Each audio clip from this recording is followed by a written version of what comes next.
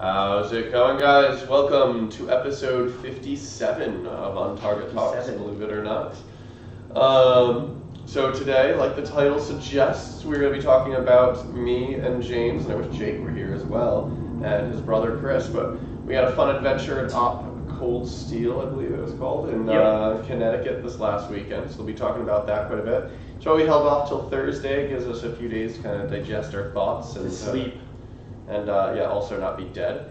Dan will be joining us shortly. We're still in the process of getting a new roof, and it requires a little bit of effort. So he's a bit caught up in that at the moment, but yeah, just a little bit. Hopefully, and I understand you guys came by the past few weekends with all the snow and rain. You may have seen some water in the field, but hopefully that'll be coming to the end very, very soon.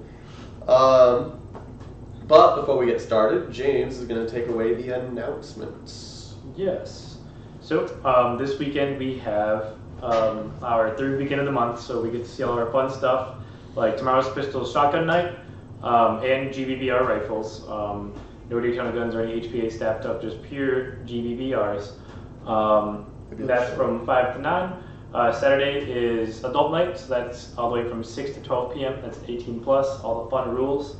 And then, of course, every Wednesday we're still doing Nerf night. That's 5 to 7:30. That's $10 a head, ages 13 and under. And then lastly, the most important one is the Expo is coming up. That is going to be April 8th.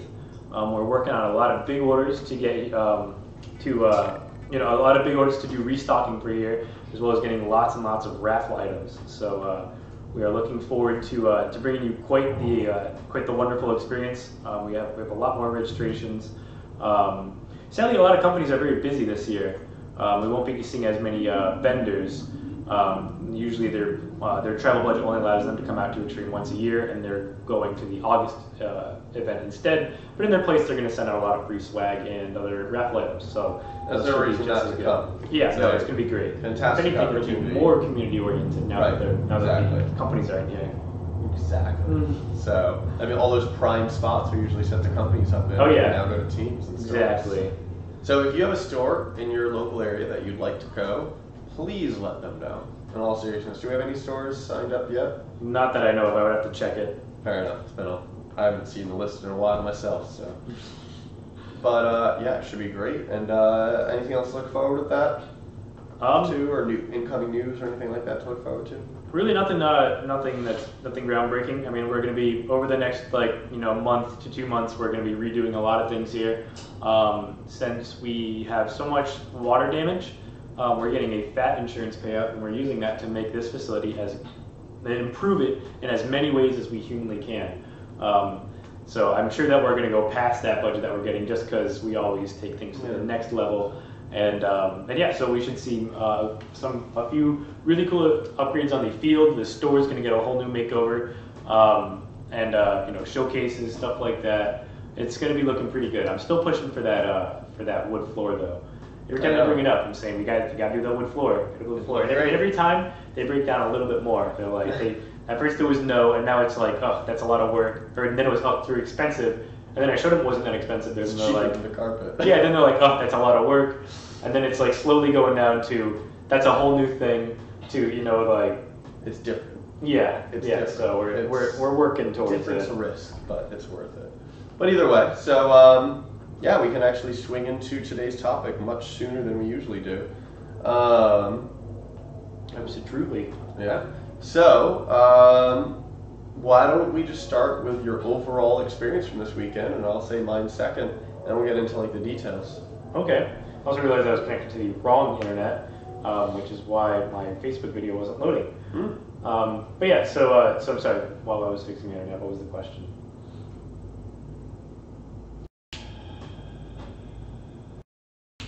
It was, why don't you give us your overall overview of the weekend before we go to the specifics, and I'll do the same afterwards. So overall overview of the weekend was a lot of fun.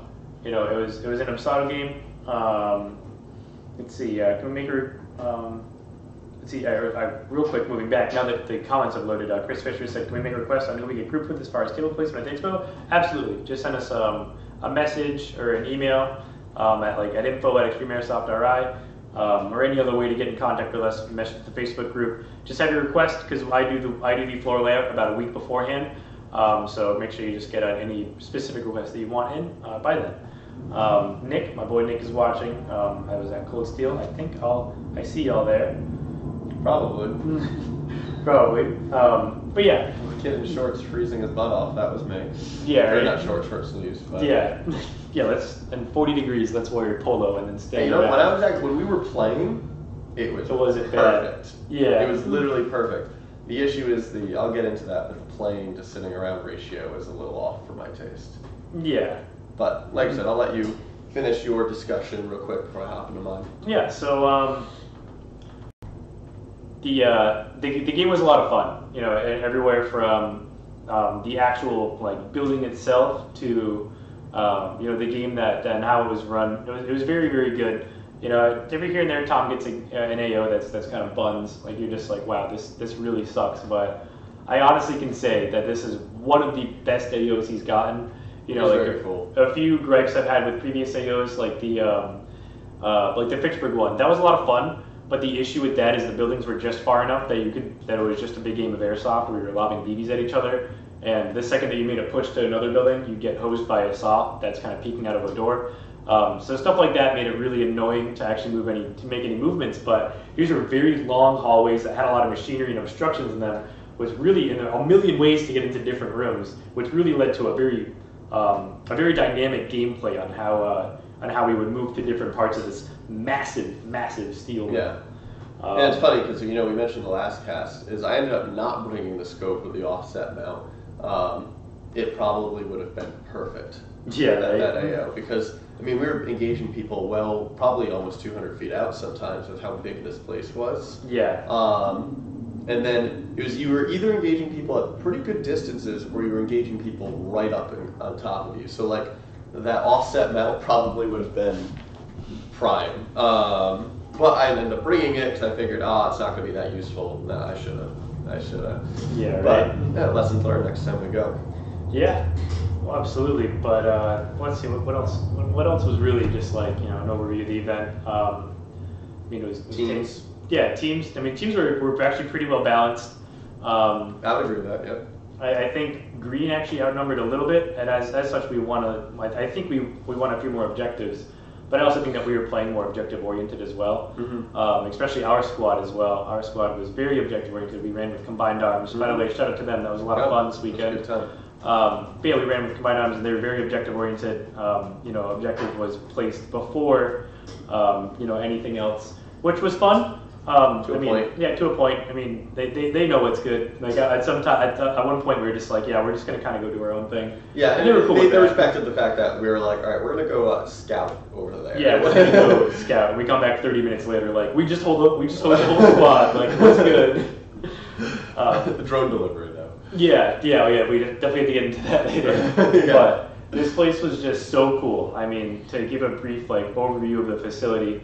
What's crazy, I mean, there was metal still halfway through being put through the machines. Yeah. It's like, a buddy of ours, Scott, put it perfectly. It's like one day they all just walked out and left. Like, exactly. Lockers are still full of stuff. Like I said, metal's still in the machines. Most of the machines were still there. It was crazy. It was really bizarre just because, if you watched last week's podcast, we were talking like, I think it's going to be kind of lame. Looking at the floor layout, it's just going to be a bunch of long corridors with nothing in them.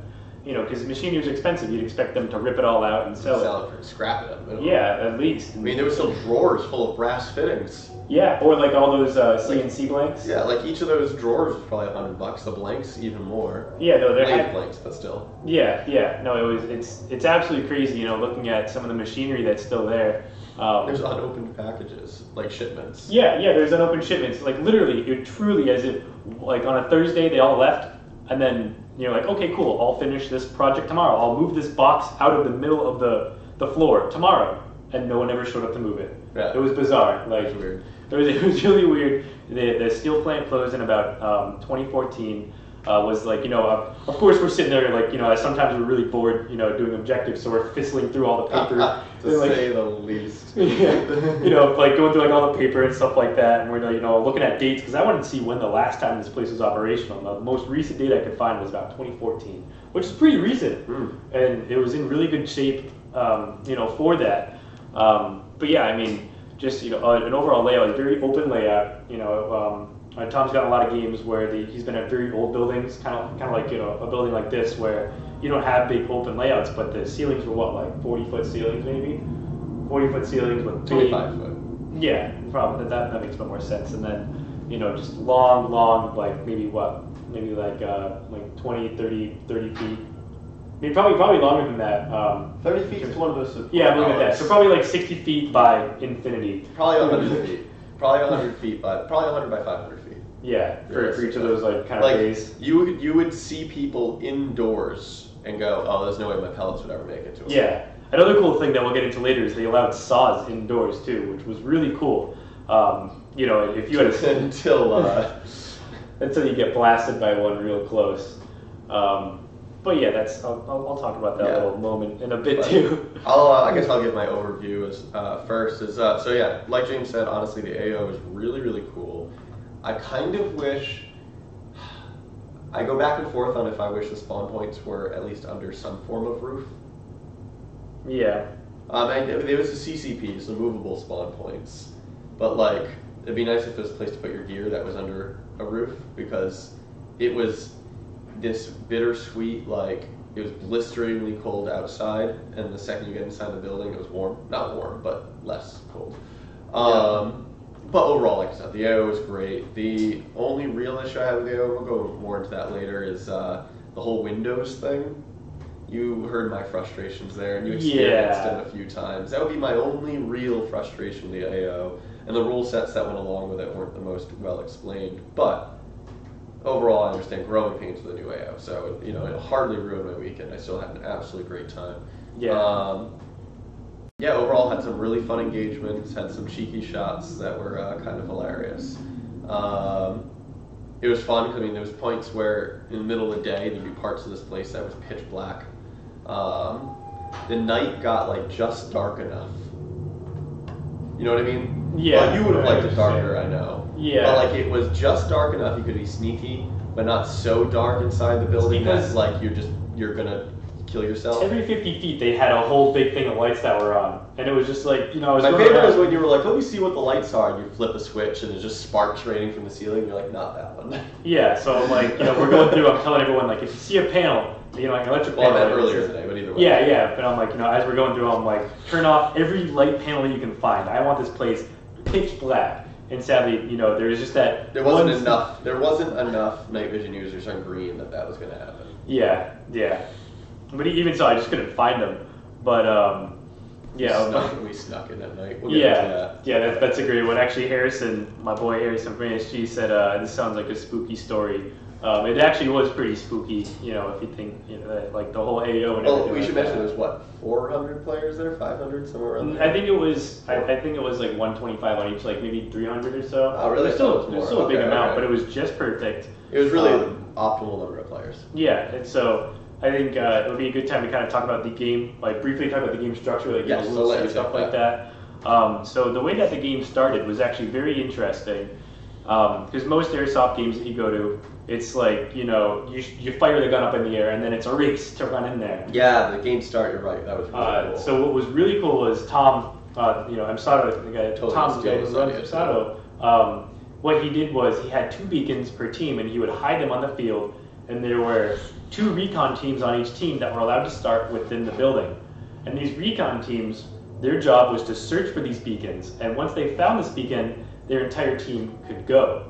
So you're probably thinking, oh wow, everyone's going to be sitting around for a million years. Every 5 minutes. Yeah, you're probably thinking everyone's going to be sitting around for a million years until they find this. The recon's going to get all the fun. Well, the deal is, until they find that beacon, every 5 minutes, your platoon or your commanding officer was allowed to send out 1 squad at a time. So it was kind of like, just like reinforcements every 5 minutes, which really allowed, a very dynamic and very interesting start to the game. And let the front line kind of form naturally, not it wasn't just this big clash, where it's just like back and forth going like that. There's a million ways to enter, a million ways to walk around, and so Tan had found their beacon about I think like 10 minutes in, and then they found ours as well, and then puppy guarded it so basically we couldn't get into the room that they were puppy guarding it because it was on a pair of cheesy stairs. They also put their CCP there. So they put their CCP right next to it. So it wasn't until we had enough bodies on the field that we could throw into this thing to get, every 5 minutes you send another squad, go get it, go get it, go get it, go get it, until finally we got it. Nice thing is our squad wasn't assigned to that. We had a different objective, which was to move the mobile spawn unit around, which is another thing. Instead of walking back to your car to respawn, if you have enough ammo on you, you can walk to a mobile spawn, which is anywhere that the commanding officer wishes. So then someone has to defend it. Yes, they have to defend it. If the enemy team walks up and knocks down that flag, it's no longer valid, and you need, and then you need someone on your team to put it back up. So, a good strategy would be to knock that down, send a squad to puppy guard it, so they couldn't get their mobile spawn back. So that way the enemy has to then respawn a million years away while you can walk 10 feet after your 5 minutes you've been shot, and you can get right back in. Very smart. They really allowed for a lot of intricate kind of commanding and squad and platoon and overall tactics and planning. Agreed. A lot more than you would see in your regular game of Airsoft. That's like, oh, there's enemies here, go shoot them. Maybe you can get around them. It was more, very involved. Well, I was going to say, that's one thing I loved about the AO. There was opportunities to flank. And me, it's like, you could tell from especially this weekend, where I'm like, well, we're just throwing bodies at a fight over there. Let's try going over here and seeing if we can alter this fight with a flank. That's the way there's so many that's the way that I work. I'm going through electrical rooms that have doorways that are 2 feet wide, and then crawling behind machinery with about a foot and a half trying clearance. To get around someone. Yeah, if there's this one open quarter, there's a lot of machines against one wall, but of course there's a little bit of space behind the machines because there has to be maintenance on them, right? So these little maintenance catwalks right behind the machines in complete darkness, you're able to walk right up on squads and absolutely demolish them. Oh, yeah. And also another cool thing about that was since there was so much machinery, it was such an uneven. It was such an unpredictable silhouette line, if you know what I'm saying. Yeah. Think of a city line. You'd look at a whole bunch of machinery and you'd be like, is that a head there, or is that exactly. the top? Is that a valve? Literally at one point, I would just sit there, and enemies would be running right by me, and I'd get them, and I'd try not to move a lot, and they'd be like, where was I getting shot from? And I would be right there. The best part is when we were sitting behind the cover, and I was just look through the steel mesh that they can't shoot through. So yeah, there's literally a steel cage, and the mesh was too tight to shoot through. But you literally sight up on people from behind the cage, and then tie them up. And you wait for them to they'd poke their heads out a little bit, and then they'd slowly expose themselves, and you'd just be like, whoop, boop, boop, boop, boop. Yeah, that was really, really cool. For the most part, I didn't have, I didn't have many issues with other players. There were a few instances of BS. That we saw. Yeah, I ran into a few that were really frustrating. It wasn't. It wasn't bad. You're always going to deal with BS at an Airsoft game because guess what? It's an Airsoft. It was admittedly a little. I will say one demerit here. It was more than I'm used to at games I've been to in the past. Yeah, you're used to the kind of the local games with a smaller community where everyone kind of gets still it. 500 players at the SO games. It's more players with less BS. Yeah, but it's just a different kind of game there. It's more fun. But it's. I don't know. I enjoy and I enjoy the cool AOs, but like I said, I just get frustrated with BS. We're all there to play a game. I don't understand why people feel the need to not play it. Yeah, and I honestly I think that some people just don't know the rules and they're just too dumb to realize that they're breaking them. That's what I like to believe because we all have Airsofters. It's those ones I'm totally all right, whatever. It's the blatant ones. There was two blatant ones. I'll go over those later on, but yeah, there was two where I was like, okay. Yeah, there was one where I actually walked up to someone and tried to chew someone out. But we can talk about that in just a few seconds. But like I said, I didn't have too many frustrations with the game. Neither when it comes to players or the game itself. There was no points I was being like, wow, this is just a stupid situation. The game was working great. Yeah. The Tom side of things, he did very, very well. There's nothing he could do.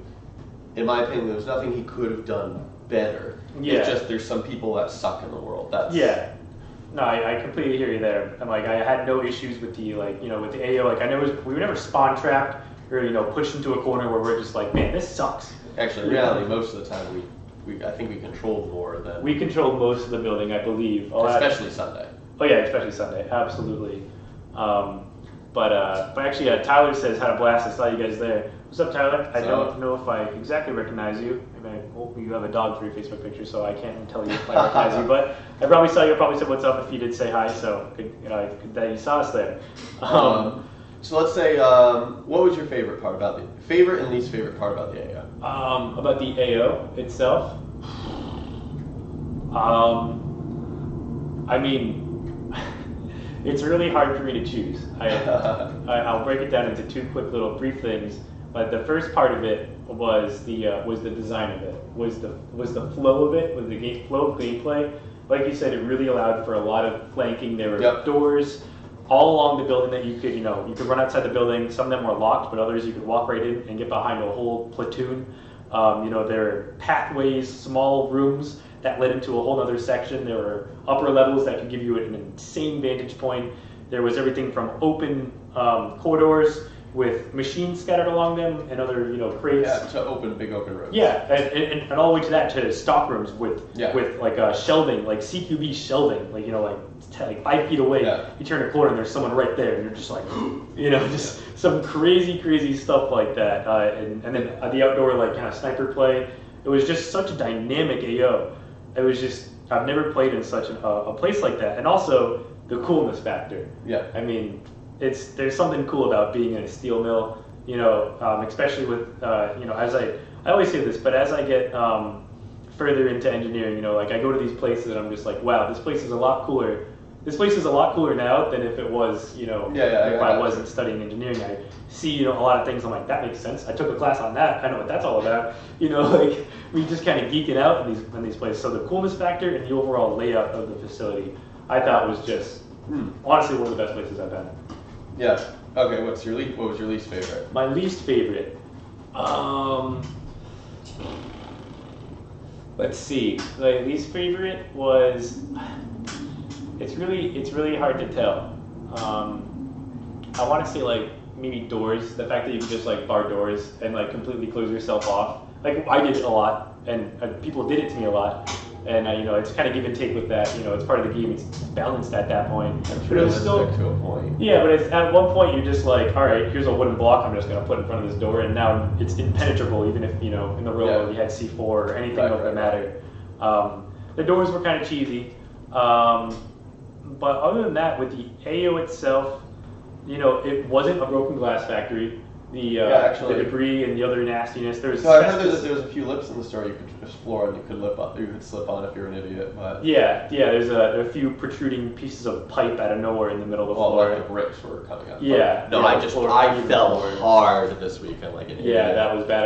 I just see Des just eat shit, and you know what the first thing he does? He looks at his gun. Not even. Well, someone goes, "You all right?" I go, "Gun works." So yep. Yep. You ate shit too. Yeah, no, I fell a few times. So goes James, you're right. And he goes, I would have said ow if I was her. Yeah. So at the night game, I slip and fall on some icy, snowy kind of mud, and I absolutely I think I fell backwards. Yeah. Either way, I fell and I kind of got up and hit the ground hard and skipped up, and my squad leader was like, "Hey man, you all right?" He's stopping me in the middle of this open field. He's like, "Hey man, you all right?" I'm like, I'm fine. I would have said ow if I was hurt. Let's go. Well, the best part is, no, so it wasn't that you stopped in the middle of the open field. You're like, all right, let's run across this field in 3, 2, 1 falls. Yeah, right as I walked out the open, I fell. And so that was painful. And a few times at night, even me, the night vision user, I fell and banged my shin on a few pieces of machinery. I didn't do any of that at night. At night, I was good.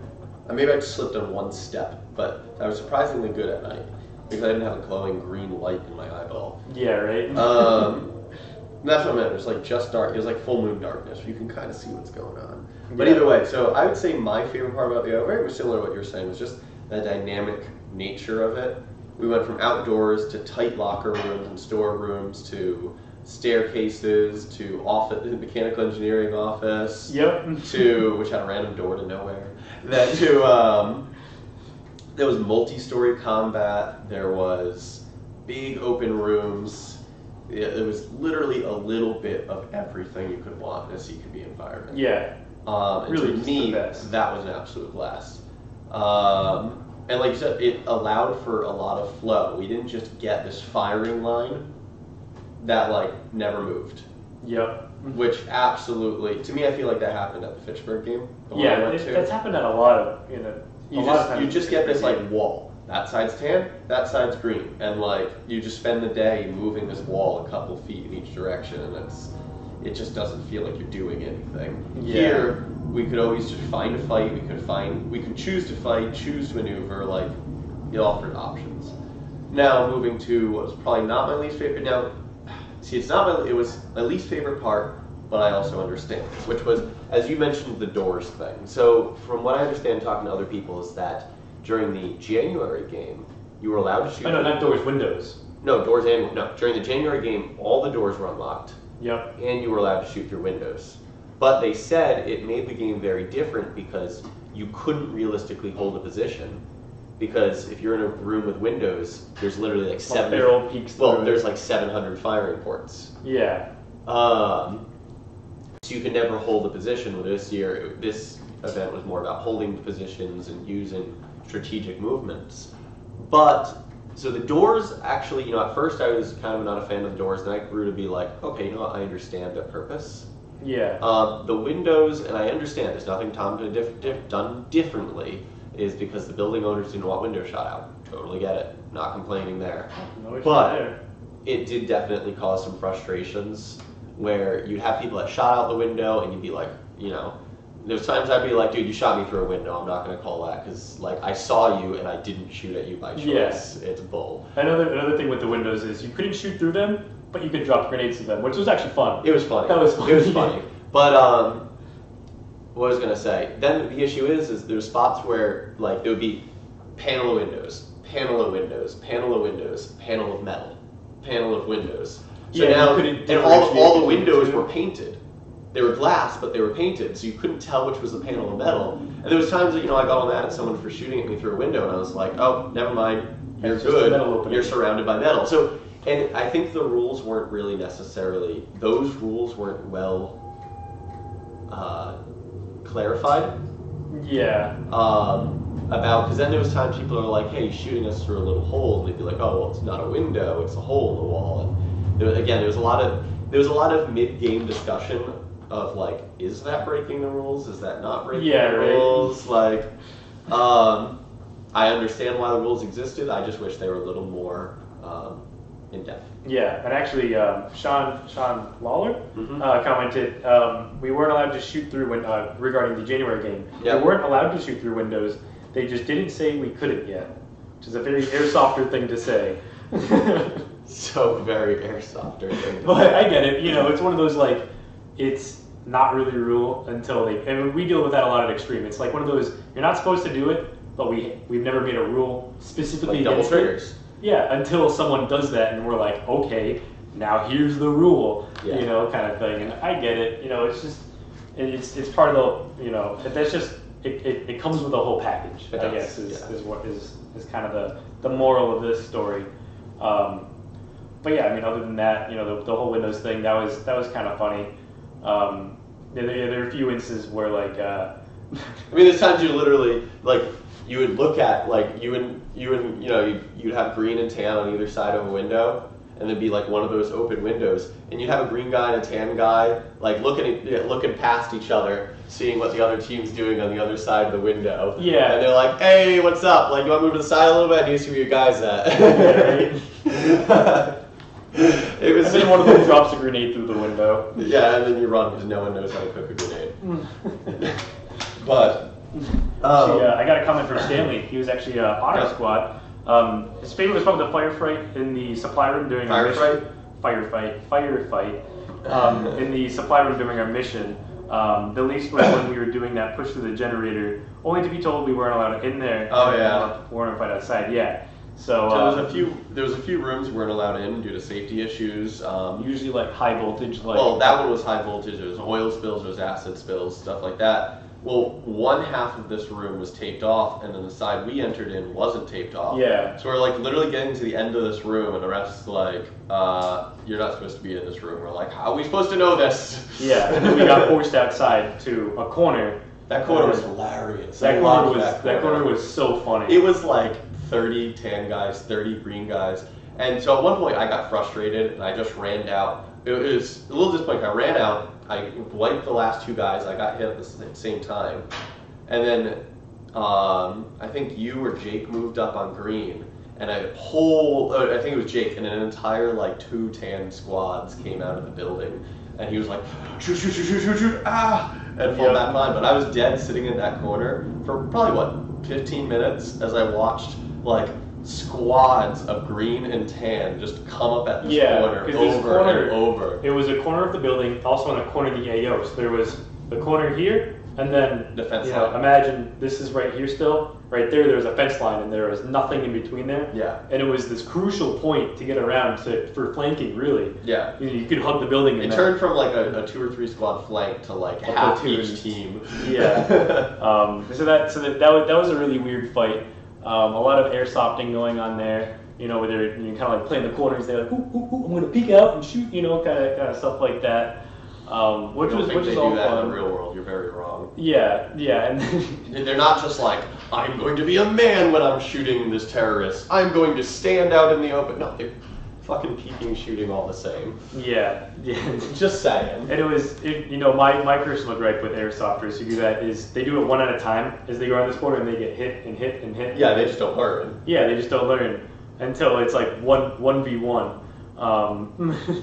Well, I just, like you saw what I did. I just ended up sprinting through the corner and being like, I don't know how many guys were there, but I'll find out. Sean said, wait, were you standing on the end with one tan guy and some guy was sitting at the trees or something? I think I know what you're talking about. There was... I was standing next to a tan guy hanging out because we were both dead. It was me and him traded kills, and we just walked over, like, watching the corner from this side, just laughing at the gameplay. Yes. So that was you, Des. Yeah, you were standing there with the tan guy. And then, who was it? Chris? Was it Chris? No, it was Nick threw a grenade at me as I'm dead. Yeah, it was a dud. It was a dud, but nonetheless, I'm like, what the hell? Yeah, it was funny. I mean, it wasn't until I realized, I talked to him after, I found out his thought process behind it. But I was dead waiting out. I've been healed. And I just, everyone around kind of dead. And he throws a grenade, and he's obviously very flustered. There's a lot going on. He just throws it off into the middle of nowhere, and I'm just like, what is he doing? It turns out it was a dud. He was just getting rid of it. But I'm just like, what is going on here? But that was still very funny. And there's actually on that corner there's a video of me whapping a few kids and then going around it. And actually in the video, that dead guy you were standing next to was like, come on. Oh, that was a different dead guy, but yeah. Yeah, the guy's like, come on, go get him. And I'm just like, hey bro, aren't you dead? Yeah, I turned to the dude, I'm like, yo, you're dead, you might want to not say that. And he's like, oh shit. Yeah, because I was the only one hugging this wall, pushing up to that corner. And there's like a whole squad of tan guys, and he's like, go get him. I'm just like, screw you. So one guy ties the corner poorly, I shoot him, and then I throw a grenade, which sadly falls so bad. No, it was good. Well, it wasn't real. It was short. Short, very short. And so that pops. A half second later, I turn the corner, and there's 3 dead tan guys. Meat shields. Yeah, as meat shields. And then I'm like, I'm trying not to shoot them because I don't want to piss them off. And then in between the dead guys' heads, there's guys with guns shooting at me, and I'm just like, all right, this shit's stupid. And I get shot immediately as I pie the corner. I'm like, I probably would have done a lot better if there wasn't. Right. That was like a bunch of meat shields there. That was like my main gripe. The main one where I was like actually pissed off this weekend is I'm sitting here watching this door.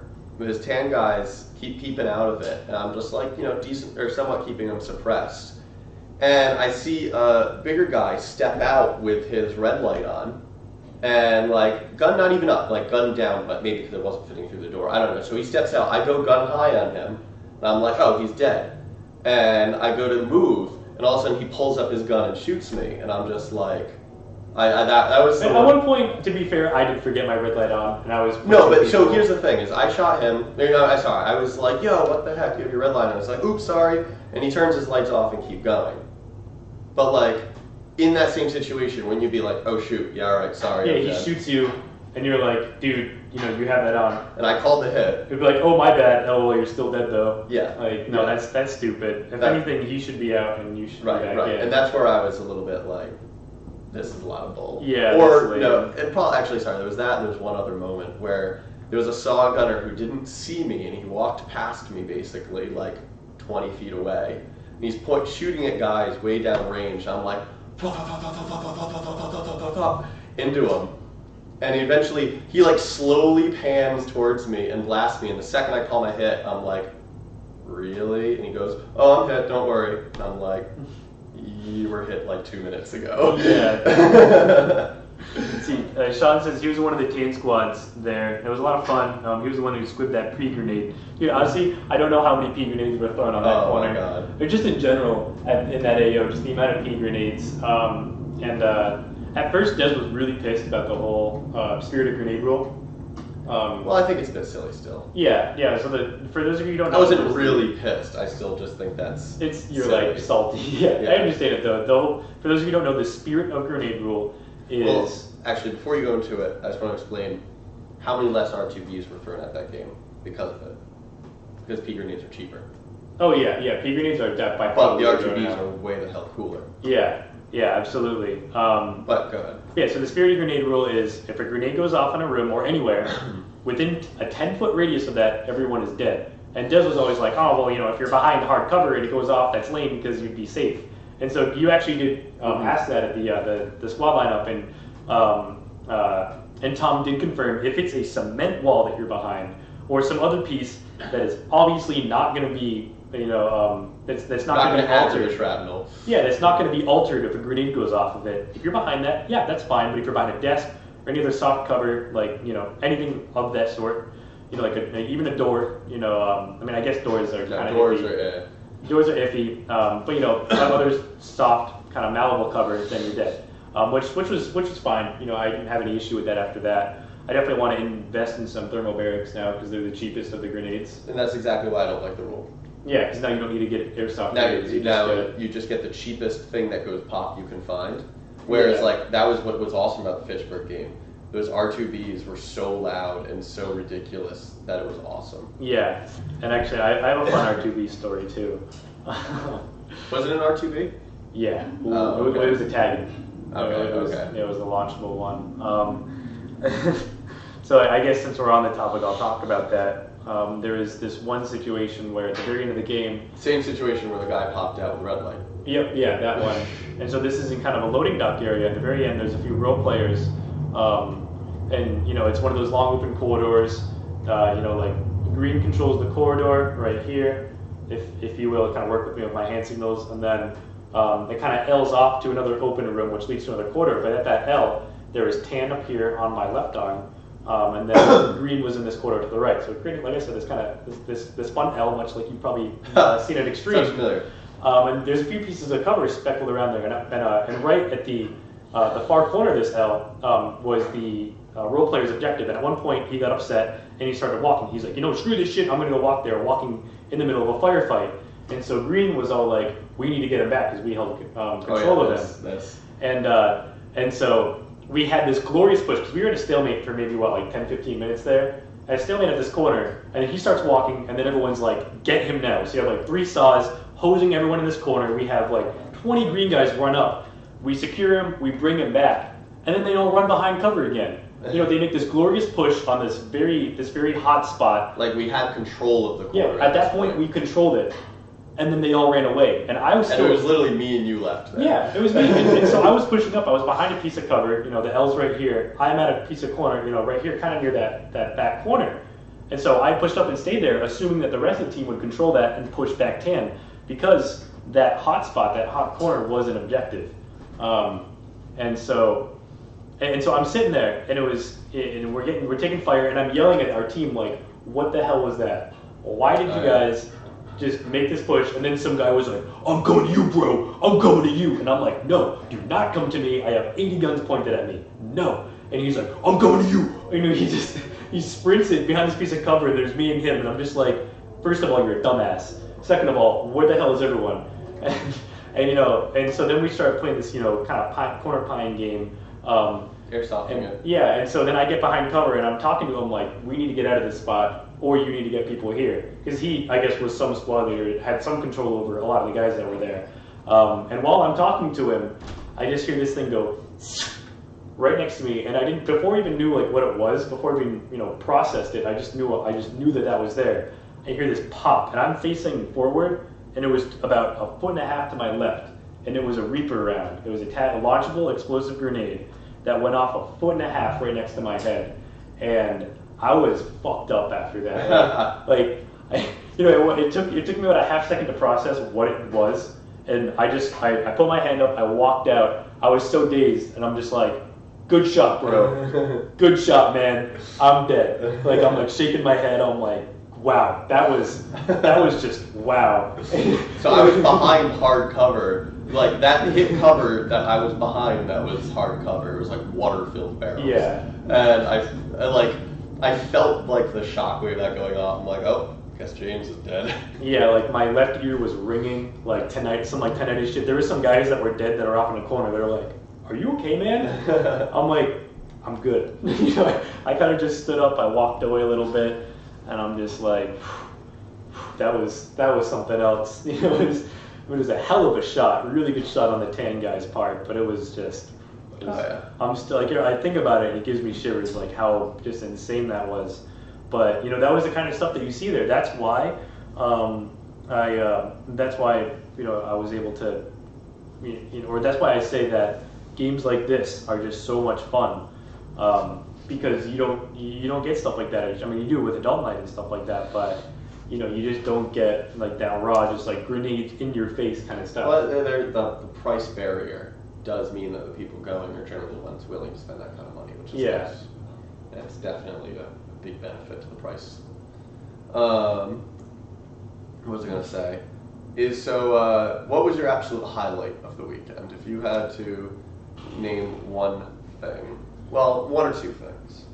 I mean, as I'm talking about it, I'm getting a whole flood of memories, associated with the game and things that, definitely high points and low points and stuff like that.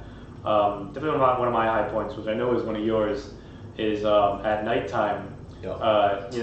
The rest of our squad was kind of gassed out. They also had the objective of holding. Let's see. Okay, great. I guess I'm here. It's an early tomorrow. Yeah. Our squad was tasked with holding down the CCP. They're also very gassed out, and there was no, contact or anything like that. Within a very, there's a lot of players. They're like, oh, night game. Oh, everyone has night vision. I guess I'm not going out. And so, me, like our half of the squad, me, Chris, Des, and Jake. Nick, we all kind of went out. There too, No, Nick stayed behind. That's right. And so we're like, okay, we're gonna go scout, and we end up, because we thought there were some enemies right outside. We pushed outside, they had actually left, and we just kept on pushing up. We're like, we'll follow them, we'll find them. Yeah, we'll follow them. And we ended up pushing up to that corner that I mentioned before, and there is this large set of doors into this room. 15, 20-foot tall French doors, basically. Yeah, big doors, and we're like, and we see lights in there, like someone's like flashing their tack light. I'm like, all right, guys, let's get up in here nice and quiet. And we get in there and we hear a lot of voices. We're trying to see, like, is there an engagement going on? Because this guy flashes tack light. But no, there's nothing really going on. I think you pie out and shoot someone, right? No, so yeah, I can explain this part. So James gets in first. He kind of looks around with his night vision. He's like, all right, we're good. So I come in. He's to the left side. I'm to the right side of this little, like, 20-foot hallway before the main corridor, before the main area.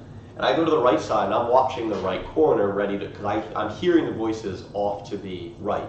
May have been an echo in retrospect, but I was thinking this guy's to the right, so I'm sitting there on the right, watching the right corner, ready to pie out if anyone comes. And then out of the very, like, corner of my eye, I see just a little bit of movement. And it's funny, because, I mean, you mentioned it later, I was just like, just snapped right to the left corner. Yep. And I'm looking at this helmet. All I can see is the very top of the helmet. A helmet at night without night vision is very hard to tell what color it is. And I just see this right above a box, and I'm like sitting here like, is this green or is this tan? And I IFF to the point that it gets me killed sometimes, but I hate the idea of killing another green player. So like, there's points where I'm just like, oh no, I don't know, and I get shot. I'm like, okay, well now I know too late. But either way, I'm sitting here staring at this guy, staring at him, and someone was coming in and made just a little bit of noise, either Jake or Chris. And I see this guy kind of like poke his head up just enough that I could see the collar of his tan jacket. I was like, okay, just put like 3 to the head, which obviously notified everyone else. Oh, actually, the best part is I'm looking at this, and my friend Jake goes, "You want to throw your silencer on?" And I was like, oh, good point. So I have like my gun like still aimed at this guy, like tucked under my arm as I'm going into my my like dump pouch to grab my silencer to twist it on. This guy pops his head up. I don't even know how I hit him. Like I shouldn't have been able to hit him, but I just like went high and fired a couple shots. He calls out as I'm like screwing the silencer onto my gun, like, oh yeah, this is doing a lot of use now. Yeah. And what was I gonna say? And then it just turned into this fun little like 10-minute night engagement. We ended up losing the engagement, but it was against a full squad. A full squad. There was 4 of us, so we took out probably 6 or 7. Something like that, yeah. So me and Jake were the last ones alive. And I suppressed him, and a very good movement on his part. He moves back to this, this kind of backwards position. Oh, right, because I nailed Chris. Okay, the way I got killed, actually, because this has happened right before that, is so James is having Chris pie out, and James is holding down the corner. We know at least one of them is. He's having Chris pie out to get this guy, and Chris is low, and I'm high behind him, and this guy pops out and hits Chris, and he immediately just goes, oh, hit. As I have my gun like in Chris's back. Chris stands up and I go pop pop pop into Chris's back, and this dude shoots me over Chris's shoulder, and I'm like, Chris! Your shot stayed down. So now me and Chris are both dead because he hit Chris and then hit me.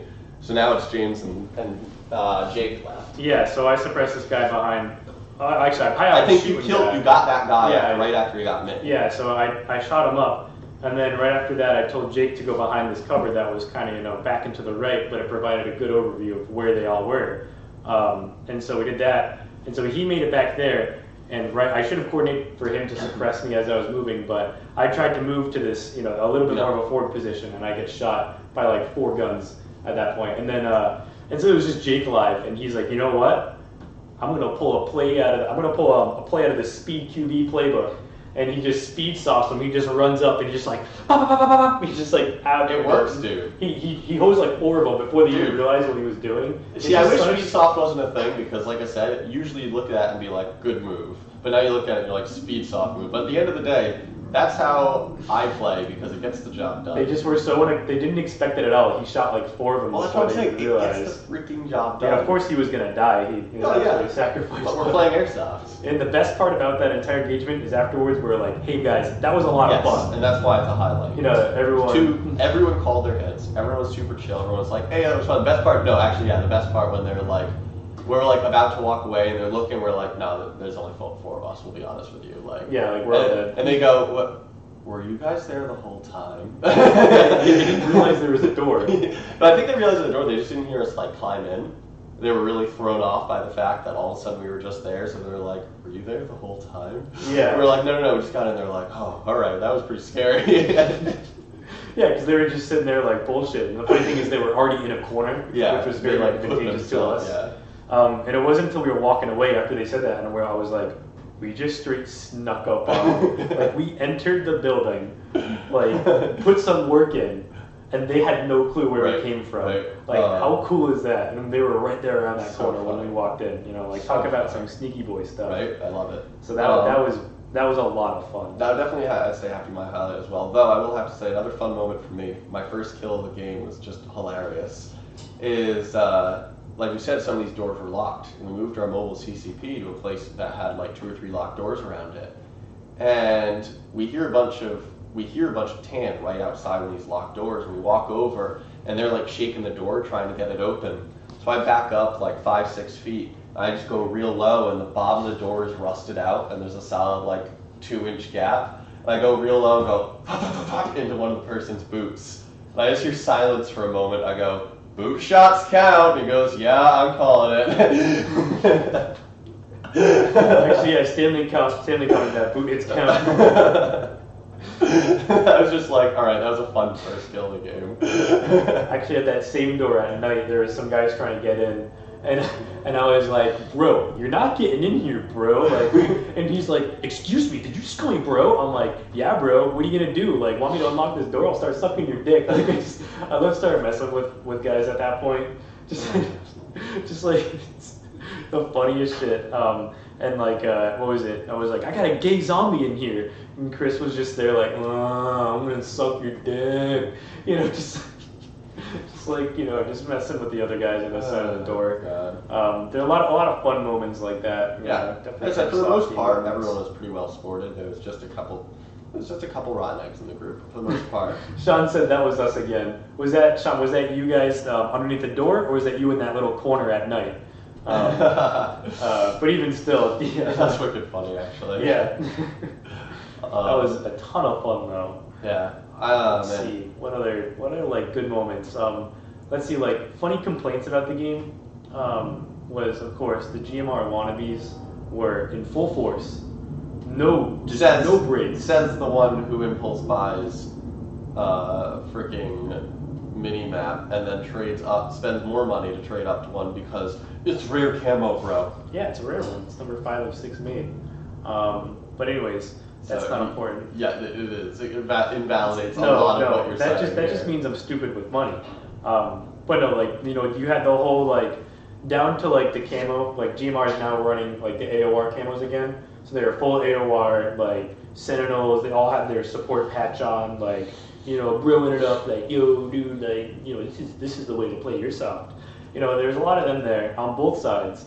And at one point at night, we were outside, and actually Sean said he was from the nighttime, so that engagement we were talking about where we snuck in, that was him. That's so awesome stuff, man. That was a lot of fun. That was a really, really great fight.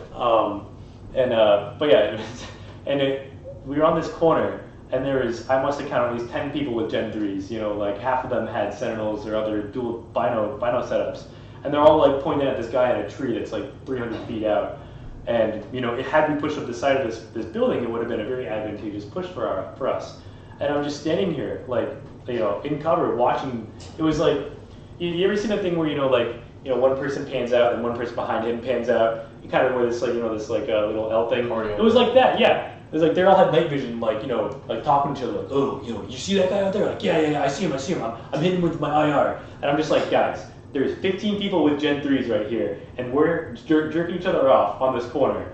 Like, what are we doing here? Like, why don't we go push him up and kill him? Like, I have 3 saws here. You guys want to make a push? And they're like, oh, well, part of my squad's over there, and oh, they don't really do this. And I'm like, do you guys want to go kill this guy or not? Like, do you guys want to take this building? Because we're only on one side of it, and they're all inside of it. Is that when we did like the big, like huge push into the back? Yeah, and I'm like, do you guys want to do something with this? Like, do we want to make something? That reminds me, another salty point is when they knew we were coming for the building that was near their CP, and they decided to everyone turn on all the people in the parking lot, turn on their high beams and point it at the building. Yeah. So as we were going around the building, yeah, they had like 3 cars there with their headlights pointed as at we us. shifted to the other building, like they maneuvered the cars so they were still pointing at us, and I was like, okay, there's like being cheesy, there's like, you know, playing the game, and then there's just crossing that line. Yeah. And that was kind of lame, but as it was, like anyways. I said, a few bad apples to an overall fantastic game. Yeah. It's like, all right, whatever. We actually ended up being more tactically advantageous to go the other way, anyways. Right. But yeah, just a few things like that where you have these people who just spend all this money to feel cool and to see someone maybe a half second, you know, or better than some, you know, like a half second earlier than someone else might recognize the shape of a body or something like that. They have like, you know, $20,000 worth of gear on them, and they look. I've seen 12-year-olds at Extreme who play better than them, and who think There's a lot of 12-year-olds here that play better than a lot of who have better forethought than all these guys, and I'm just like, what the hell, man? Like, you know what Kurtap says when Patrick comes on the stream, he's like, everyone has night vision, but no one knows how to use it. Yeah. And I'm not saying I'm some Navy SEAL or expert with night vision, but I know at least how to use it. It's a tool. It's not just some. Realistically, you should play with night vision like you'd play if you didn't have night vision. Still be tactical. It's just a tool. It makes playing at night a little bit easier. But other than that, it's like you're saying, don't play like you're God. Play. Yeah, and they just think like, oh, I can see him, so I've already won. No, he's I don't see a dead light on. Right. He's still alive. He's not dead yet. Just because you can see him and he can see you doesn't mean shit. Right. It's stuff like that that just like bugs me. I can tell. But it's whatever. There's one funny moment where we were moving towards that, the whole green team, and they're like, all right, night vision guys up front, and everyone's all like, oh, yo, night vision, yeah, I'm going up front, and then there's me, I'm like, excuse me, I have night vision, excuse me, I'm like pushing people out of the way, I'm like, I have night vision, get out of my way. And everyone thought that was pretty funny. They were like, yeah, this guy gets it. He's not being absolutely lame about it. No, actually, my favorite part is when we needed to get into that building and we did like a 70-person push right around the building. And when we finally got to the building, there was like 10 of us. There was our squad. Yeah. And I was like, where did they all go? Yep. There was like 60 people up until the moment we got to that building, and then they all vanished. Yeah. It's amazing. Just kind of all peters out. But yeah, that was the night game. It was pretty fun. I wore my night vision all day. I really only used it once. I think Chris Fisher said earlier in the comments that it was just too light inside the building for night vision. Like, yeah, there were a couple dark spots, but really attack light and your bare eyes were so much more advantageous than clicking your nods down. But yeah, and also Stanley, he said he's mad that he had to spend Sunday in urgent care for spraining his ankle. Yeah, that really sucked. It was really sad to wake up and hear that you guys were out due to as you guys called it, old guy injuries. Yeah. Yeah, which sucks, but does. I'm really happy that you guys made it for the first part of the day. Yeah, fought hard throughout it, so. Oh yeah, but I mean, really, it was just a lot of fun. I guess now's a good time, as the viewers have kind of died down, to kind of talk about the complaints. Like some. I was gonna say, what do you call your negative points of the? Definitely, my most negative was we were in one of the corridors. We had pushed out. It was near the mechanical engine. It was near the lockers, the second story lockers. We were pushing against a tan squad in a very linear fashion, just like force on force, kind of right at each other. I had pushed out. I was on a corner. I got shot by a guy I didn't see. So whatever. I was dead. And then same thing with Des. He was dead too. The rest of our squad were hiding in the shadows in the machinery.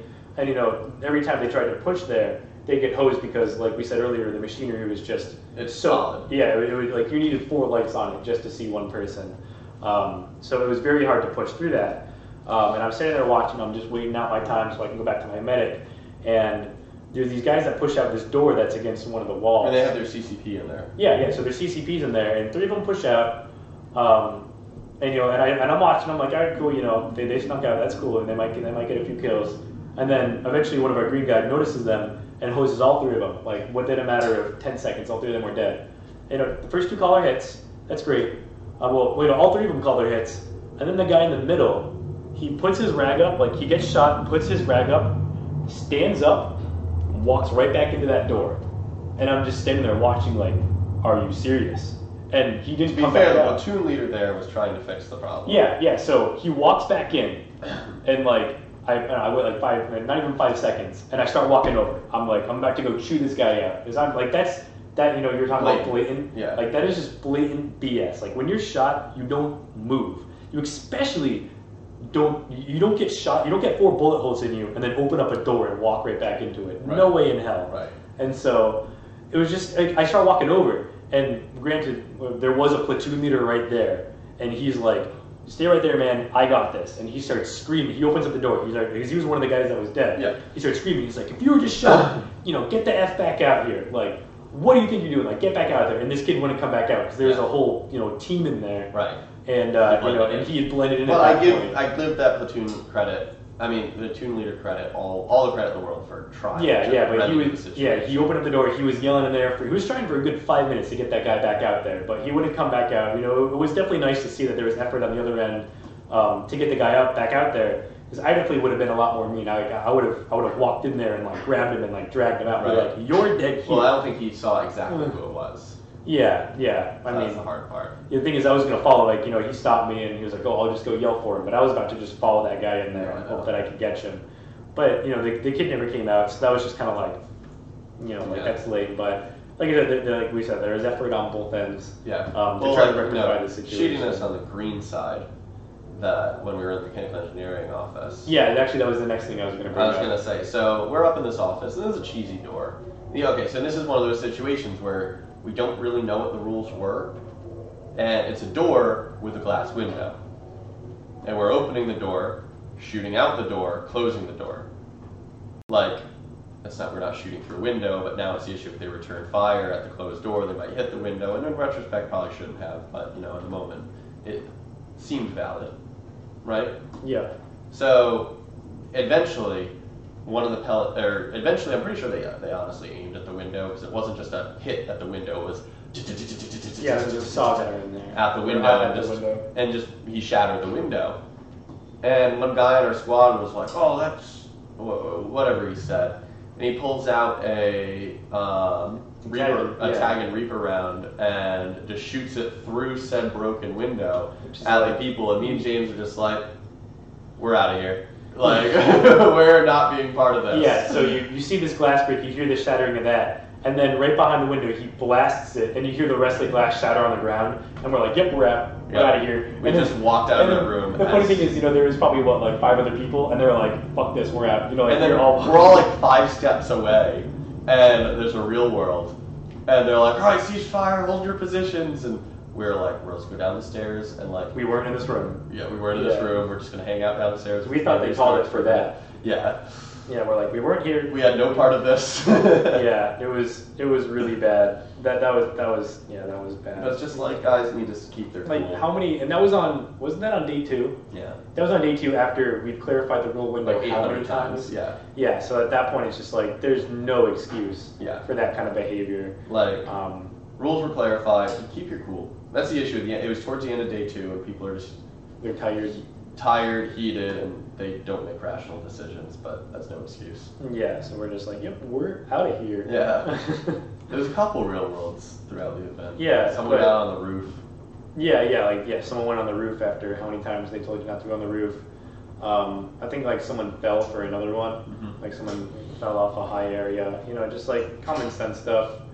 I mean, it's a steel mill. Yeah, there's a level of danger, but that's why we all signed waivers. Exactly. But other than that, I mean... Oh, actually, no, I will speak of one gripe I had, the whole parking situation. Yeah, that was kind of bad.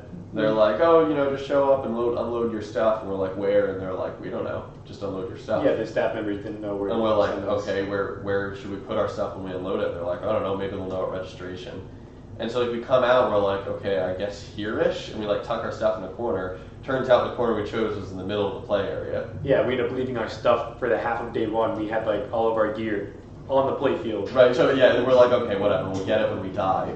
And because we ended up spending a lot of time watching the CCP at the first half of day 1, we like didn't die until like what, 2 or 3 o'clock? Yeah, like 2 or 3 o'clock, and we're walking over like, I trust Airsofters, and thankfully Airsofters were good to us. All of our stuff was touch it, so that was good to see. So yeah. But yeah, no, I mean that was a kind of weird thing. I like how he has the different teams park in different areas. Yes. I like that. That's nice. And I really like that we swapped spawns on day 2. I really liked Gave that. us an opportunity to play on both sides. The funny thing is, did you notice the engagements were happening from the same angles? Not reversed angles. Like literally we ended up in the same places we were at we for just day like 1. move around and then go ahead. Yeah, that was funny, but it was good. That way, if there's any complaints about anything, you can be balance or anything like, that. Well, they had it yesterday and they didn't have an issue with it, so what's up? Well, it's funny because day 1, I was definitely like, wow, Tan seems to really get everywhere. Like, it's hard to like maintain control of anything because Tan always seems to have a way around. And then day 2, Tan did have a way around because we held the building for day 2. Yep. I was like, okay, it was a valid, but it's balanced. Yeah, no, it was a very balanced game. Like I said earlier, I didn't really have any complaints. When it came to the gameplay of it, which is why I like it so much. I like to show up to these, and I don't want to get pushed in a corner for a million hours. Just like any of that. I want like good gameplay. I want good squad on squad fights.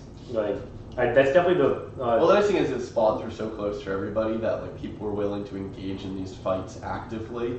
Whereas like that, I will say that's one issue you run into with big outdoor games is you're like, I don't want to die. It's like half a mile. It's walk. such a troop, yeah. And so like everyone's a lot more careful. which frustrates me because I'm never careful. I'm always just like, this is Airsoft. If I die, I die, but I'm going to go out in blaze of glory. Call it the speed softer way, whatever. It's more fun. But with this game, everybody was aggressive, and that really made it a lot more fun. People entered buildings, people hide corners hard, you know.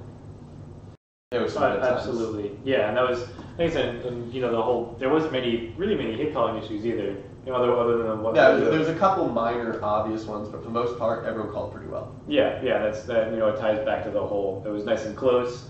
You know, no one's like really afraid. I mean, granted, it's a 400 FPS game, so you know, you get shot, and that it's a lot. But you know, it happens. What was I gonna say?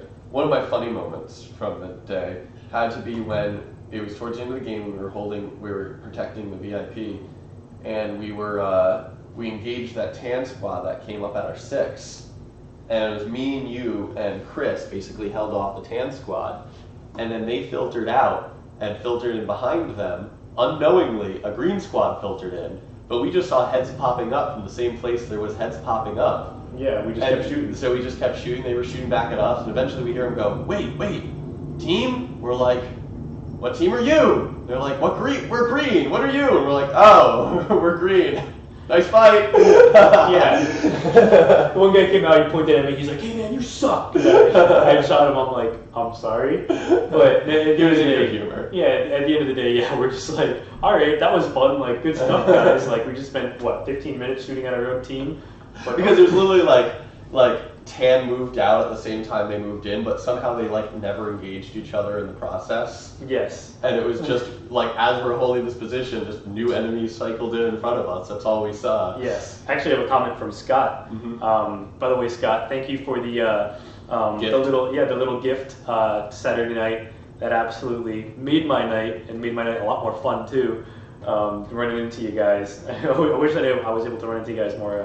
What did Scott say? More. But he said, "So how did my PTW work?" Which is interesting. Because it was a PTW. Yay! It worked 100% of the time. As long as 100% is 80% of the time. Yes, if you count that. So I had my brand new $200 400 FPS cylinder, my nice system cylinder. Oh yeah. After this? I don't have it with me. Oh, okay. You know, I had that. You know, I was all pumped up, brand new OEM from Asia. You know, all that good stuff. And OEM doesn't mean, you know, original manufacturer. Yes. So original equipment manufacturer. So it was all perfect. You know, and Z-Shot is always very explicit with only using Systema parts in there. Okay, I spent the money on a real cylinder, the very expensive one, and I've had it for quite some time, and it's worked pretty well. So about 3/4 of the way through day one. No, well, when it did the weird. Yeah, so it was double feeding for a little bit, which was okay. Yeah, it double fed for like a little bit, which was like a mag. I was like, okay, that's weird, and it's always been kind of slow on that cylinder, but I just figured it was due to the heavier spring, so I didn't think much of it. At the end of day one, so it worked all fine, no matter what. Day one, you know, 400 FPS. And then day two, I unplug the gun, put it in the case, I sleep, I wake up the next morning, I take it out of the case, plug in a fresh battery, pull the trigger, and I get winding. Just just some like kind of grindy winding noises. And I'm just like, me and Nick start laughing. I'm just like, what the hell? Like, we're like, wait, maybe it's the sunlight. So he gets in the shade, and it seems to work for a moment.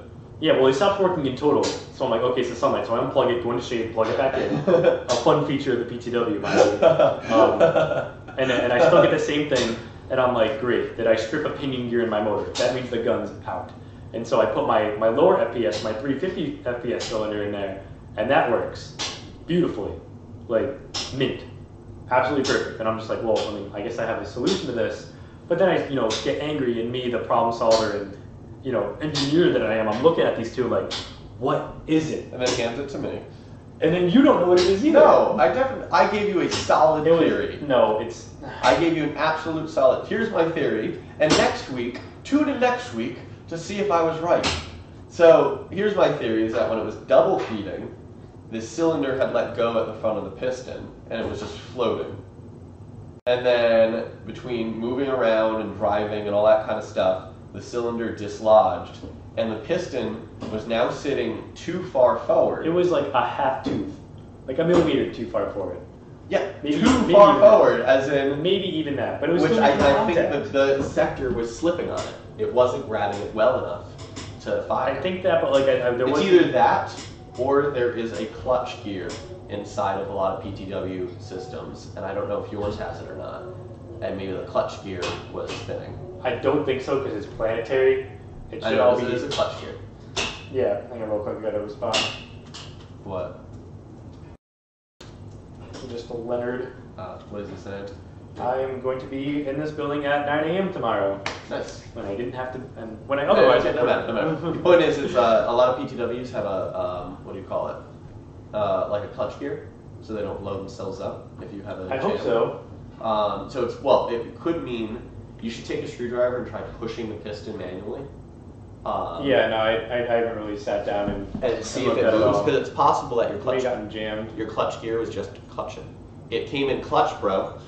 Yeah, but other than that, I had a working gun both days. It was funny because once I put the old cylinder in, my mags didn't want to see properly. I had to I don't know what was with I had to that. smack the bottom of them, and I'm just like, what is this? And then after a while, it just went in, and there wasn't anything obstructing it. Weird. It didn't. Yeah, it was just weird. Like, you think that, when something breaks on a car, it's usually pretty obvious. It's good with that. But with it, you just don't expect it. Like, it's completely this is out a of left clutch. field every single time. There's a clutch right here Oh, there might actually be one of those that allows on this. a planetary gear system. Yeah. So this one right here. It allows this to. You know what? Let me throw it on the other screen. Yeah, share with the viewers. So to prevent damage, it's a very torquey motor, which is it's a little weird. It was slower to shoot with the 400 FPS spring as it was. Maybe because that clutch was kind of slipping a little bit. Right. Or there was already some damage. So this gear that allows the inner section to spin separate from the outer section if there's enough torque, and it keeps your gun from blowing up everything in the event that there's a jam in the piston. 9.6s work very well with PTWs. What if I change the battery, which therefore changes the input torque, from the motor? Then it's more likely to slip. Maybe Because not. it's a torque differential. You're right. But I'm still interested in maybe trying out different batteries because I only had the one. Yeah, I solution there. think that you have something wrong with that piston assembly. And Can't wait to send it back. are you gonna open it first or no? No, I'm not going to touch that. I have a 5-year warranty on it. But you don't know if it's a piston thing or if it's your lower. No. I don't care. Oh, They the can fix gun. I it. think about the piston assembly. Yeah, no, the gun. Oh, yeah, the piston I can take apart. Yeah, that doesn't matter. But I don't care. I have a 5-year warranty on it, and they cover everything. So, Salt. see, Scott, he was like telling her. I said I'm doing actual work right now. Scott, I think you're. You misheard Lenny for Jess as Jess. No. Scott is commenting on the podcast when he's messaging his girlfriend because Dan said I'm doing actual work right now, which is why he's not able to be in the podcast. So I see. I see. I understand. But yeah, he also said the PTW is now solar powered. So No, it's like negative solar powered. Yeah. Solar power turns it off. yeah, it's like it's nocturnal. It doesn't Yes. like light. It's like you. It likes the night better. Yes, exactly. Like I get all fired up for the night, and Jake. If you've ever seen Jake shirtless, which is very high chances that you have, he hates shirts, so chances are you've seen him shirtless. He was like super fit. He works at a gym, all that good stuff, studying nutrition, and he was gassed by like 8 o'clock, and I'm just here like. Well, I've always said, Jake can do power for short strokes of time. Yeah, and I'm just sitting here. I'm just like. He could outpower you. Let's go. Yeah, he could. Yeah, he could push any amount of weight more than me by a multiple of 3. But I was absolutely running circles around him by the end of the night. And I said, I'm like, hey Jake, for a fit guy, you're gassed out pretty early, huh? It's what 8:30? He's like, yeah, he really wasn't having it. I don't have that one. I 2 kickstarts is definitely the amount I need for a game. Yeah. But yeah, it was fun though. A really good game. I really hope that I can go back to it again. I'm hoping that my team can actually You show don't up. have the time machine working. Yeah. What? You said you want to go back to the game. I said we don't have the time machine working. Yeah. Right. Not yet. There's a few. Things in there that actually. There's a few machines in there that look like time machines. A really bizarre machinery there. The nice radioactive singles. Yeah, with radioactive signs everywhere. But you know, I hope that next time we do this game, my team will emerge from the grave of adulthood and I might have to fall. I might have to fall into it. Yeah, right. Yeah, sadly, my team hasn't done anything for like a year now, almost, just because they're all adults. Greg's been working like 7 days a week. He's trying to buy a house in cash. Like, he's trying to just pay cash for a house. Like, he's making some serious adult moves, which I respect. But at the same time, it's like, I miss you, bro. Like, I'd love to see you and hang out with him again. But yeah, no, it's it'll be nice. It'll be nice to do that again. But I think that there weren't too many issues with the AO, and I really hope that. Well, I was going to say. So, you know, wrapping. What would you like to see changed if we were to play this AO again? Game-wise, AO-wise, you know, realistic things that could be changed. You know, advice to the event runner kind of thing. Let's see. Advice to the event runner: make it later. I would love to play further than 9 o'clock. Yeah, I understand. Make it 24 hours. hours. If I understand correctly, that was the landowner's you have to be out by 9. Yeah, that was the landowner's thing. The insurance for that game stated that the landowner had to be present for others to be on the facility because it was not deemed safe for normal people. I didn't know that. It's one of those one of those clauses or something like that. It wasn't like, oh, the event runner didn't trust people on there. I'm pretty sure it was a very much so insurance or legal. So if I were to change something, I would avoid having traffic go through the middle of the field. Traffic, yeah. Maybe be a bit more explicit on where cars can drive. Yeah. Because at nighttime there was civilian cars driving up and down where we were shooting people. And there was one point they completely backlit our squad. And we were like, all right, you go around the corner first. And then he's like, no, I'll just wait here with my high beams on until you go around the corner. And we're like, cool. Awesome, man. Really rad. Really helps. Yeah. No, it's that was kind of stupid. But other than that, I would love to see the game let's say start at noon, end at noon kind of thing. 24 hours. That would be. I doubt we'll see that. But I doubt it. Cool. I doubt it. But a true 24-hour event like that would just make me so happy. Yeah, it'd be a lot of fun. Sleep in the mechanical engineering office. Yeah. Have we do take shifts and stuff like that. Those are my bread and butter games. I love doing that. But other than that, really, I mean, the way that he did the squads, the start of the game with people filing in and stuff like that. That was really I think cool. that was really smart. I want to see that for events here. Other than that, I think it was just a really good game. Just my advice is do another one. Yeah. Seriously, do another one. I'll take off the time. I sadly won't be able to go to Operation Lockdown in Virginia because that's a month away. Speaking of which, that reminds me, Spring Offensive. I don't know if I'll be able to get to go to that one since I just went to this game.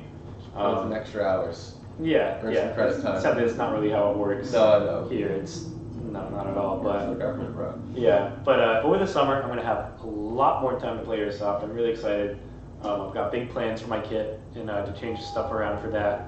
I'm just excited to be Nice playing. thing is you'll have weekends in the summer. That's what I'm saying. I'm not gonna be doing anything on the weekends. I'm very excited for all that. It's gonna be a lot of fun. I'm gonna try to go to every game I can. And see, that's what I said when I interned. And then you realize weekends is the one time you have to hang out with people. You have to breathe. I'm sure it's very busy. Yeah. Yeah.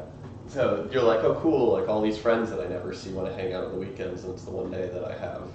And you're like, wow, Airsoft or friends. Yeah. But we'll see. We'll see. Hit me up with go to games over the weekends, because obviously. Also, you know what you need to do this one of the weekends this summer? What? Race your freaking car. I do need to race it. I do need to race my car.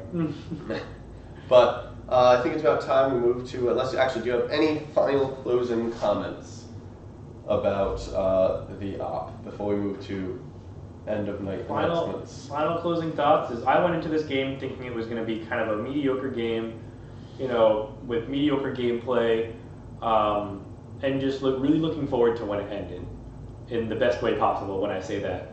But it turned out being one of the most fun games I've played at in a very long time. And that can be attributed to the people I played with, the people I played against, and the facility itself, and the people who ran the game. Really, everything. It was really fun weekend. I'm really happy I went, and I really just can't wait to do it again. I can't say I can't praise this game enough for how much fun it was. Fair enough. Nice. But what about you? I really don't have too much to say. Like I said, is maybe a little bit less hard up in weight. That's more so due to the fact that our squad. No, not during the game, like prior to game start and stuff like that. Like yeah, that's like it's maybe, military simulation. You can't complain about that. But like do the raffle after the game kind of thing. Yeah, the raffle during the like on day 2 morning when they're doing the raffle, I'm just like, can we play Airsoft? Right. Like if I wanted to be a part of the raffle, I'd just stick around after the game. Like right.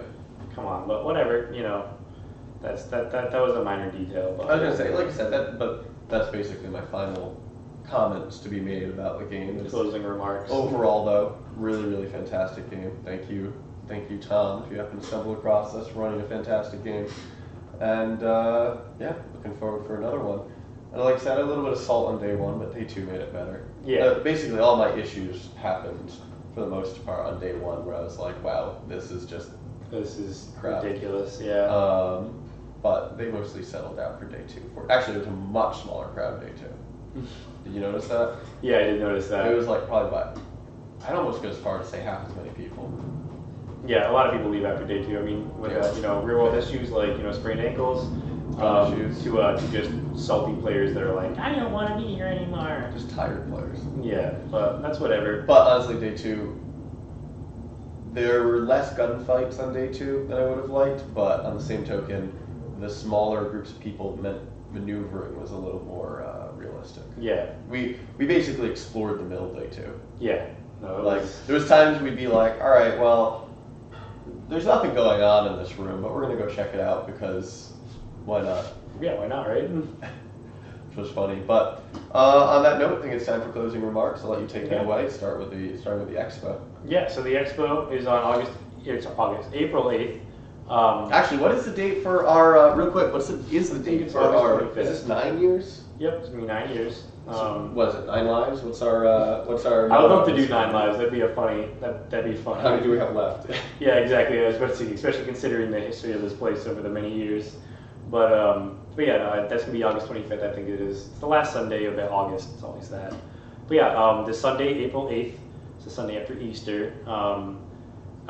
Is the expo. It's gonna be a lot of fun if you're on a team. If you want to go to an event like this, like we were just talking about, but you don't know anyone, you have to be on a team to play at a game like that. So the expo is a great place to meet people. If you're trying to start a team, you have a bunch of friends. You maybe talk to other teams, see how they did it, as well as just hang out with the community. If you're already in the community, then just hang out, stop by. It's a lot of fun. We have a huge raffle. We're gonna have a ton of product for that day too. It's just going to be an overall great time, and we're really looking forward to it. Shout out to Fry, who's doing shout out to Fry. He's doing a lot of the organizing for this. But yeah, and then of course this weekend we have Pistol Shotgun Night tomorrow night. Then Saturday night is Adult Night, and then after that, of course, we have our Nerf Night every Wednesday night from 5 to 7:30. All the intricate details can be found either at the beginning of the podcast or go to extremeairsoftri.com/ I think it's calendar. Something like that. Yep. And then real quick, do you want to go over memberships one more time? Oh yeah, memberships, they're great. The best, there's a bunch of different memberships that you can do. The best membership is the reoccurring payment, which is a monthly charge of $60. That gets you unlimited entry to the field, unlimited entry to all of our events. You can also bring a friend who's never been here every month. We also offer special deals like discounted, like sales, as well as discounted all month air for $15. You can do all month air, where normally it would be $10 a day, and that can add up after quite some time. So yeah, it's definitely worth going, or definitely worth signing up for, and that can be found under extremeairsoftri.com/memberships. Yep. And with that, I think that's all we got for today. Yeah. Tune in next week, and hopefully as things settle out, we'll be having our Thursday videos coming back soon. We do apologize for missing these last few weeks. It's just been very hectic start of the year between roofs and school and all the things. So, but like I said, tune in next week. I'm sure we'll have another great topic for you then. And thank you very much for joining today. If, like I said, if you were at the event this weekend, I hope you had a good time as well. And hopefully we'll see you this weekend for our fun here. Yes. All right, guys, have a good night and see you later. See ya.